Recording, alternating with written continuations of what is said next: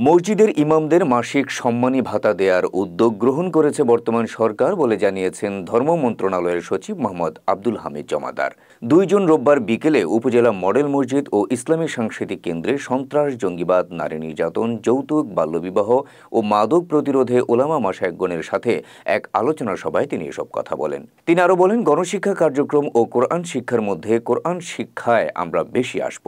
বাংলাদেশের মানুষের নৈতিক চরিত্র গঠনে ধর্মের কোনো বিকল্প নাই। এ সময় সবাইকে অসাম্প্রদায়িক হওয়ার আহ্বান জানান তিনি। এ সময় উপস্থিত ছিলেন ইসলামী ফাউন্ডেশনের মহাপরিচালক ডক্টর মোহাম্মদ বশিরুল আলম, উপজেলা মডেল মসজিদের field supervisor Abu Saleh Imran, model মসজিদের ইমাম আবু কালাম সাইদি সহ আরও অনেকে। আলোচনা সভা শেষে সরিষাবাড়ী উপজেলা প্রেস ক্লাব পরিদর্শন করেন তিনি। এ সময় তাকে ক্রেস্ট দিয়ে সম্মাননা জানান সরিষাবাড়ী উপজেলা প্রেস ক্লাবের সাংবাদিকরা।